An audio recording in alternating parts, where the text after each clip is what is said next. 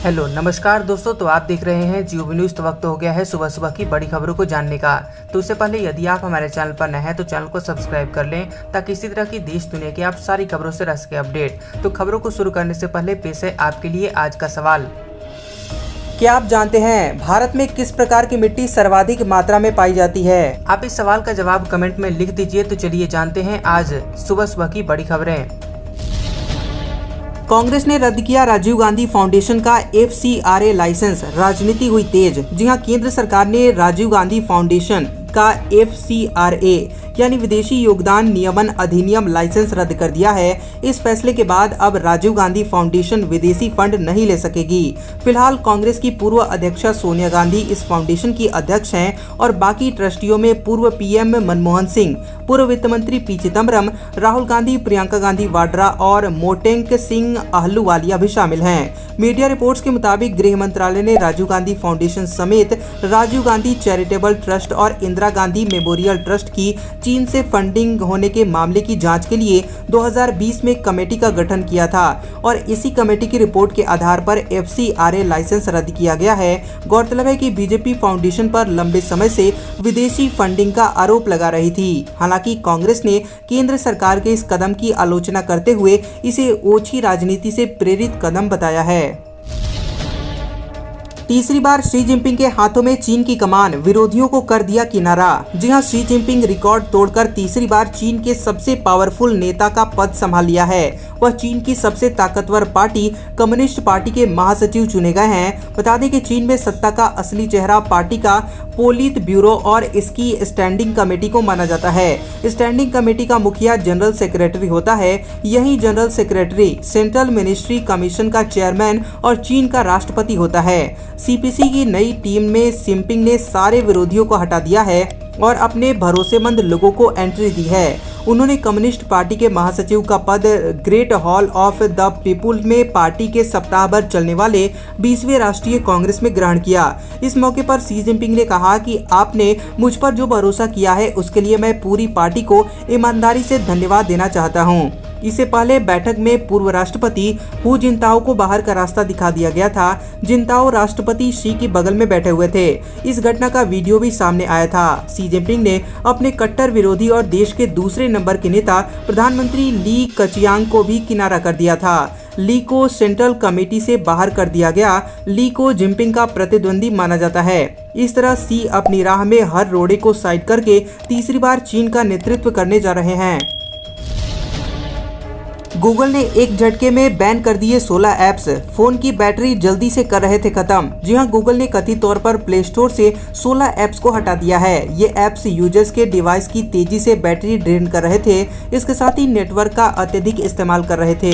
एक रिपोर्ट के अनुसार सुरक्षा फर्म द्वारा पहचाने गए ये एप्लीकेशन ऐड को बैकग्राउंड में वेब पेज खोलकर ऐड फ्रॉड कर रहे थे। प्ले स्टोर से हटाए जाने से पहले ऐप्स में करीब 20 मिलियन इंस्टॉलेशन थे। ARS टेक्निका की एक रिपोर्ट के मुताबिक गूगल ने प्ले स्टोर से 16 ऐप्स को हटा दिया है जिनका पता MCA फी ने लगाया था। हटाए गए एप्लीकेशन की सूची में यूटिलिटी ऐप जैसे बुसान बस, Joy code, currency converter, high speed camera, smart task manager, flash light plus, के डिक्शनरी, क्विक नोट, HD का, इंस्टाग्राम प्रोफाइल डाउनलोडर और इजी नोट शामिल हैं। MCA फी ने पाया कि ये एप्लीकेशन यूजर्स को बिना किसी तरह का नोटिफिकेशन भेजे खुद ही ऐड पर क्लिक करके इंगेजमेंट बढ़ाने का काम करते थे। ये एक तरह का ऐड फ्रॉड है। बता दें कि सुरक्षा फर्म ने पाया कि हटाए गए ऐप्स com.live posting और com.clicks.cas नामक एडवेयर कोड के साथ आते थे। इन्हीं की सहायता से ये ऐप लिंक पर क्लिक कर पाते थे। इससे यूजर्स की जानकारी के बिना अतिरिक्त बैटरी ड्रेन और नेटवर्क यूजेस बढ़ जाती थी। लिंक्डइन का फेक प्रोफाइल पर बड़ा एक्शन, बैन किए 6 लाख अकाउंट्स। जी हां, professional social media platform LinkedIn ने फेक प्रोफाइल्स पर बड़ा एक्शन लिया है। कंपनी ने कार्रवाई करते हुए करीब 6 लाख प्रोफाइल को अपने प्लेटफॉर्म से हटा दिया है। रिपोर्ट्स के अनुसार ये सभी प्रोफाइल अपने आप को एप्पल का कर्मचारी बताते थे, जबकि हकीकत में इन लोगों ने कभी एप्पल के साथ काम नहीं किया है। बता दें कि लिंक्डइन पर डेवलपर के तौर पर काम करने वाले जॉय पिन्हो ने एप्पल और अमेजॉन कर्मचारियों की बढ़ती हुई संख्या पर गौर किया। ये अक्सर बड़ी कंपनियों के एम्प्लॉयज पर कड़ी नजर रखते हैं ताकि फेक अकाउंट को पहचाना जा सके। इससे पहले अमेजॉन के फर्जी एम्प्लॉय पर कार्रवाई हुई तो अमेजॉन जे एम्प्लॉय की संख्या 12 लाख से घटकर 8,38,601 रह गई।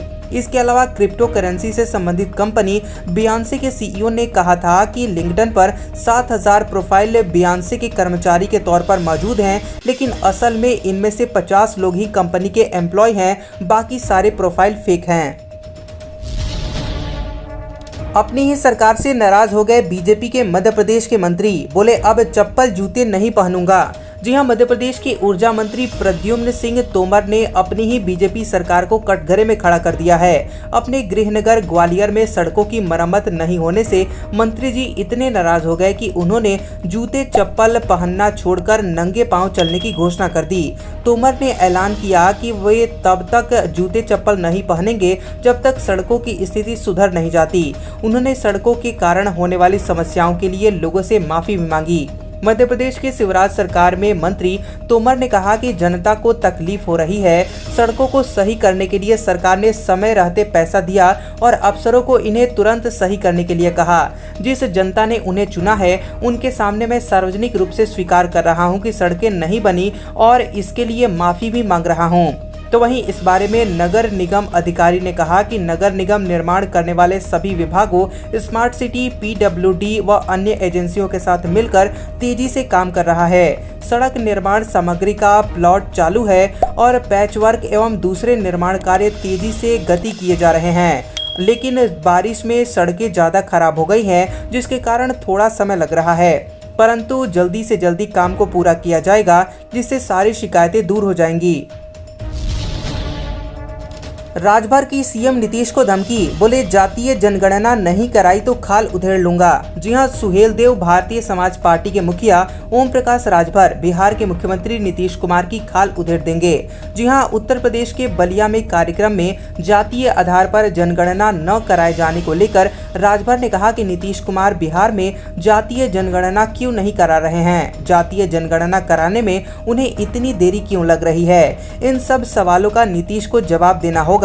राजभर ने कहा कि विलंब का कारण नहीं बताया तो नीतीश की खाल उधेड़ लूंगा। राजभर ने नीतीश कुमार पर हमला बोलते हुए कहा कि पहले बीजेपी के साथ वो सरकार चला रहे थे, तब कहते थे कि जातिगत जनगणना कराने में सहयोगी बीजेपी बाधा बन रही है। अब सीएम नीतीश आरजेडी के साथ हैं तो जातिगत जनगणना कराने का फैसला क्यों नहीं कर रहे हैं। बता दें कि ओम प्रकाश राजभर ने बीजेपी पर भी निशाना साधा। उन्होंने कहा कि देश और प्रदेश का इतिहास गवाह है कि भाजपा बिना गठबंधन के अकेले अपने दम पर आज तक सरकार नहीं बना पाई है। सांसों में जहर घोल रही है दिल्ली की हवा, 260 पार पहुंचा AQI। जी हां, देश की राजधानी दिल्ली में हर गुजरते दिन के साथ प्रदूषण सांसों में जहर घोल रहा है। सफर के मुताबिक बीते सुबह दिल्ली का वायु गुणवत्ता सूचकांक 266 दर्ज किया गया, जबकि नोएडा में AQI 311 दर्ज किया गया, जो कि बेहद खराब कैटेगरी में आता है। सफर ने अनुमान जताया कि सोमवार को दिल्ली का AQI 266 से बढ़कर 334 पहुंच सकता है। CREA की रिपोर्ट में कहा गया है कि दिल्ली में हुए प्रदूषण की अहम वजह दिल्ली समेत आसपास के राज्यों में पराली का जलाया जाना है। सफर की माने तो अगर दिल्ली में दिवाली पर पटाखे जलाए जाते हैं तो स्थिति और भी भयावह हो सकती है। प्रदूषण को कंट्रोल करने के चलते दिल्ली में पटाखों पर भी बैन लगा दिया गया है। दिल्ली में पटाखे फोड़ते हुए पाए जाने पर 200 रुपए जुर्माना और 6 महीने की जेल की सजा हो सकती है। दिवाली के दिन और रात में भी मौसम की स्थिति प्रतिकूल रहने की आशंका है। मुसीबत यह है कि दिल्ली में प्रदूषण को कम करने में हवा की गति मददगार साबित नहीं हो रही है। अमिताभ बच्चन को केबीसी 14 के सेट पर आई चोट, बाएं पैर की फटी नस। जी हां, बता दें कि बॉलीवुड मेगास्टार अमिताभ बच्चन ने अपने ब्लॉग में खुलासा किया है कि उन्हें हाल ही में रियलिटी टीवी शो केबीसी की शूटिंग के दौरान चोट लग गई थी। अमिताभ ने बताया कि शो की शूटिंग के दौरान ये हादसा हुआ था। चोट के कारण उनके पैर की नस कट गई, जिसके बाद उन्हें नजदीकी अस्पताल ले जाया गया। अमिताभ ने अपने ब्लॉग में बताया कि उनके घाव पर कुछ टाँके लगाए गए ताकि खून बहना बंद हो सके। हालांकि अमिताभ ने अपने फैन से कहा है कि वह अब पूरी तरह से ठीक हैं और चिंता करने की कोई बात नहीं है। बिग बी ने बताया कि सेट से निकला हुआ एक धातु का टुकड़ा उनके पैर पर लग गया था, जिससे उन्हें गंभीर चोट आ गई। एक छोटे से ऑपरेशन के बाद चोट पर टाके लगाए गए, जिसके बाद खून बहना बंद हो गया। अमिताभ ने अपने ब्लॉग में ये भी बताया कि वह केबीसी के सेट पर जितना समय बिताते हैं उस दौरान उनका बहुत खास ख्याल रखा जाता है। ईडी का जैकलिन फर्नांडिस पर बड़ा आरोप, कहा विदेश भागने की फिराक में थी एक्ट्रेस। जी हां, सुकेश चंद्रशेखर से जुड़े हुए 200 करोड़ रुपए के मनी लॉन्ड्रिंग मामले में बॉलीवुड एक्ट्रेस जैकलिन फर्नांडिस की मुश्किलें कम होती नहीं दिख रही हैं। अब खबर है कि जैकलिन की रेगुलर बेल के खिलाफ दायर किए गए ईडी के जवाब में बड़ा खुलासा हुआ है। रिपोर्ट के मुताबिक जैकलिन ने जाँच के दौरान सबूतों के साथ छेड़छाड़ की थी और मोबाइल से डेटा डिलीट किया था। उन्होंने जाँच के ही दौरान देश छोड़कर फरार होने की भी कोशिश की थी, लेकिन कामयाब नहीं हो सकी। ईडी ने कहा कि सुकेश से मिले गिफ्ट और पैसों को जैकलिन ने खूब एंजॉय किया और अपने परिवार के लोगों को भी करवाया। बता दें कि दिल्ली की पटियाला हाउस कोर्ट पे प्रवर्तन निदेशालय ने जैकलिन की जमानत याचिका पर कड़ा विरोध किया था। ईडी ने कहा था कि जैकलिन ने जांच में कभी सहयोग नहीं किया। जब भी सबूत दिखाकर या फिर अन्य आरोपियों के सामने बैठाकर पूछताछ की गई तब कबूल किया। ईडी के मुताबिक जांच के दौरान जैकलिन का बर्ताव ठीक नहीं रहा, वो सबूतों और गवाहों को नुकसान पहुंचा सकती हैं। बता दें कि जैकलिन फर्नांडिस सुकेश चंद्रशेखर से जुड़े हुए 200 करोड़ रुपए के मनी लॉन्ड्रिंग मामले में दिल्ली की पटियाला हाउस कोर्ट में पेश हुई थी। अब हम अगले 24 घंटों के दौरान देश भर के संभावित मौसम पूर्वानुमान के बारे में बता रहे हैं। अगले 24 घंटों के दौरान से गंगीय पश्चिम बंगाल और दक्षिण बांग्लादेश में काफी व्यापक बारिश हो सकती है। तटीय ओडिशा में बारिश कम हो जाएगी। हालांकि गंगीय पश्चिम बंगाल में 25 अक्टूबर तक तीव्र बारिश जारी रह सकती है। पूर्वोत्तर भारत में एक या दो स्थानों पर हल्की बारिश हो सकती है। तमिलनाडु, केरल और लक्षद्वीप में छिटपुट हल्की बारिश संभव है। अंडमान और निकोबार द्वीप समूह में भी अगले 2 से 3 दिनों के दौरान हल्की से मध्यम बारिश हो सकती है। आज का सुविचार, नकारात्मक लोगों से दूर रहें। ये वही लोग हैं जो कहते हैं मैं काम नहीं कर सकता और ऐसा आपको भी करने के लिए बोलते हैं। कैसा लगा ये वीडियो हमें कमेंट सेक्शन में जरूर बताएं। वीडियो पसंद आया हो तो वीडियो को लाइक और शेयर करें और ऐसी इंटरेस्टिंग वीडियोस देखने के लिए हमारे चैनल जियोबी न्यूज को सब्सक्राइब करें और बेल आइकॉन को दबाएं। और हमारे ओल्ड और लेटेस्ट वीडियोस देखने के लिए हमारे प्लेलिस्ट और कम्युनिटी टैब को जरूर चेक करें। तो मिलते हैं अगले वीडियो में, तब तक के लिए आपका शुक्रिया।